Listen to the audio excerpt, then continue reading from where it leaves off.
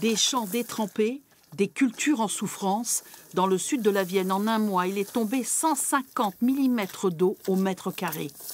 On a un développement de la fusariose qui fait que plutôt que d'avoir un épi à peu près normal ici, eh bien on se retrouve avec une proportion d'épis touchés par la maladie. Et donc pour lequel il n'y aura pas de grain et en tout cas le grain sera impropre à l'utilisation. Audet Triquet est éleveur de chèvres. Il possède 100 hectares de céréales et du fourrage pour ses animaux.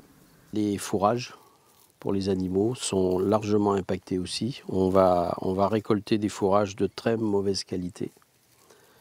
Donc ça ne va pas être sans conséquence sur les comptes d'exploitation chez les éleveurs. Serge Grimaud est ingénieur agronome. Depuis 5 ans, il participe à des recherches afin de venir en aide aux agriculteurs.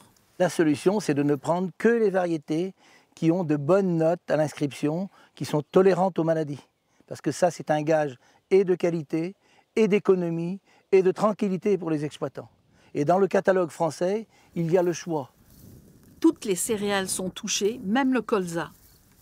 Je remarque l'effet de la grêle tout d'abord, et puis l'effet d'un excès d'eau depuis plusieurs jours, et donc développement de maladies. Alors évidemment, grêle plus maladie cryptogamique qui se développe, on risque d'altérer fortement le rendement et la qualité du grain. La grêle a aussi dévasté des cultures. D'ici la fin de la semaine, si le beau temps revient, les agriculteurs espèrent sauver un maximum de production.